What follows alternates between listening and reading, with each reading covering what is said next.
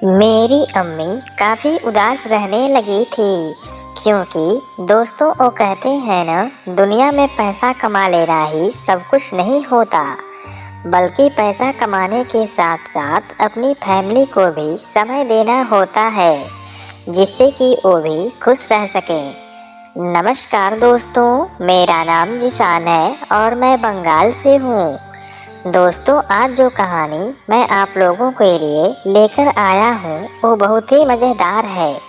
तो चलिए बिना देरी किए कहानी को शुरू करते हैं।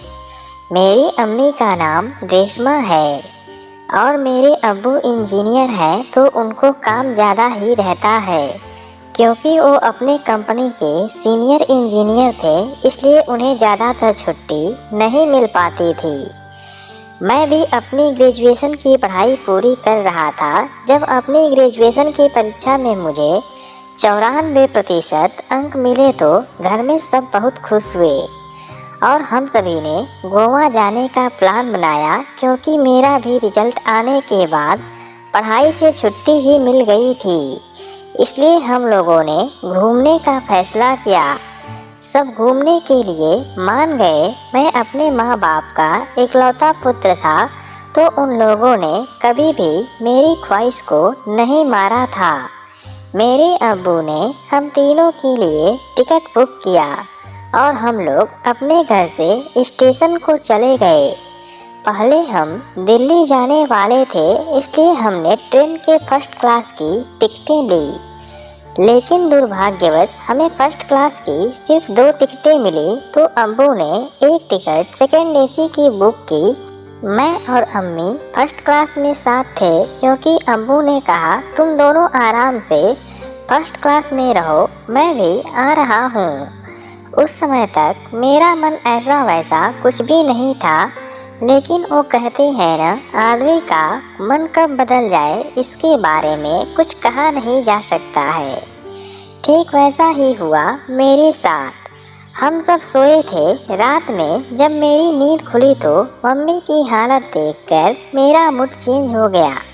खैर, फिर मैं भी अपने मन में ये सब सोचते हुए सो गया। मुझे जल्दी नींद ही नहीं आ रही थी, लेकिन फिर अंततः मैं भी सो गया। सुबह हम सब चंडीगढ़ पहुंच गए और उधर एक होटल में जाकर हमने आराम किया। मेरे अब्बू के कुछ दोस्त यहाँ दिल्ली में ही रहते थे, तो वे अपने दोस्तों से मिलने बाहर गए थे। उस समय मैं और मॉम सो रहे थे। फिर अम्मी उठी और उन्होंने मुझे भी जगाया। मैं उठा तो देखा कि मम्मी ने नहाकर अपने कपड़े चेंज कर ली थी। वो बोली, जाओ तुम भी जल्दी से नहाकर कपड़े चेंज कर लो, हमें यहाँ से निकलना है, तुम्हारे अब्बू आते ही होंगे। मेरे तो मन में सिर्फ एक ही ख्याल आ रहा था, लेकिन मेरे सामने सबसे बड़ी मुसीबत रिश्ते को लेकर थी। लेकिन फिर मैं नहाने चला गया और नहाकर आया तो हमने होटल से खाना मंगाया और खाकर आराम करने लगे। हम दोनों आपस में बात कर रहे थे। फिर अम्मी ने मुझसे पूछा, बेटा अब तो तुम्हारी पढ़ाई पूरी हो गई है, तुम शादी क्यों नहीं कर लेते हो? मैं अकेले ही घर में रहकर बोर हो जाती हूँ। मैंने कहा, शादी की इतनी जल्दी क्या है, अभी आप हो ना मेरा देखभाल करने के लिए। इस पर वो बोली, मैं तो जीवन भर तुम्हारा देखभाल करूँगी। इस पर मैं तुरंत बोल पड़ा, अम्मी आप कितनी अच्छी हो, आप मुझे बहुत पसंद हो। फिर अम्मी ने कहा, बेटा मैं गोवा चलकर तुम्हें एक सरप्राइज गिफ्ट दूंगी जो तुमने कभी सपने में भी नहीं सोचा होगा, क्योंकि तुमने पढ़ाई में बहुत ही बढ़िया नंबर लाया है। मेरा मन ये जानने को और भी उत्सुक हुआ। इतने में ही अब्बू आ गए। वे ड्रिंक करके आए थे तो नशे में थे, तो अम्मी ने कहा, अरे यार, मैं तो इनकी इन आदतों से तंग आ चुकी हूँ।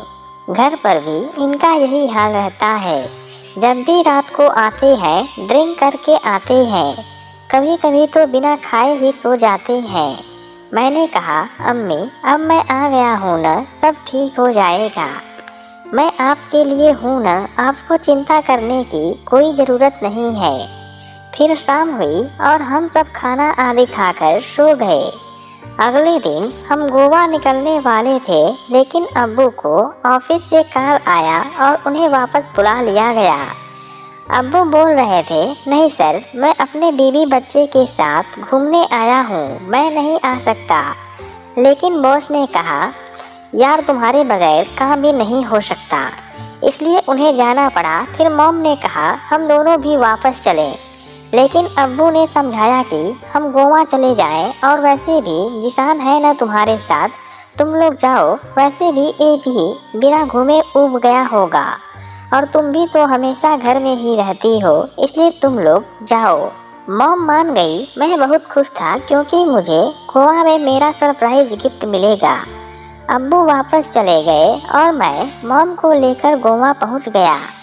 उसके बाद मैंने अपने अम्मी को बोला, बताओ ने क्या है मेरा सरप्राइज गिफ्ट। तो उन्होंने कहा, सब्र करो, दूंगी तुम्हारा गिफ्ट, इतना क्यों घबरा रहे हो।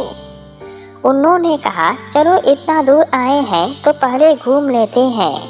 फिर मैं उनको लेकर एक अच्छी सी जगह पर घूमने चला गया। वहाँ जाकर हमने खूब एंजॉय किया और आते समय हम लोगों ने कपड़े खरीदे। अम्मी ने मेरे लिए एक टी शर्ट खरीदी जो कि बहुत अच्छी लग रही थी। फिर उन्होंने अपने लिए भी कपड़े खरीदे और लगभग शाम हो चुकी थी, तो हम लोगों ने उधर ही डिनर भी कर लिया। फिर जब हम होटल आए तो काफ़ी थक चुके थे।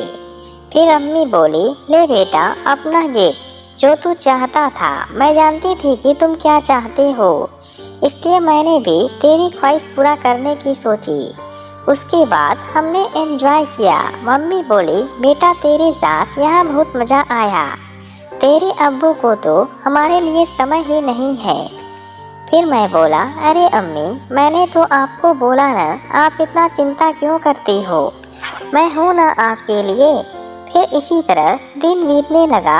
हम दोनों वहाँ 10 दिनों तक रहे और हमने हर जगह घूम घूम कर खूब एंजॉय किया और बाद में घर चले आए। मेरी अम्मी भी पहले से बहुत ही ज़्यादा खुश रहने लगी। तो दोस्तों, मेरी कहानी आप लोगों को कैसी लगी कमेंट बॉक्स में ज़रूर बताइएगा। और दोस्तों, मेरा और अम्मी का यह सिलसिला अभी भी बहुत ही अच्छे से चलता है और हम आपस में खूब खुशी खुशी रहते हैं।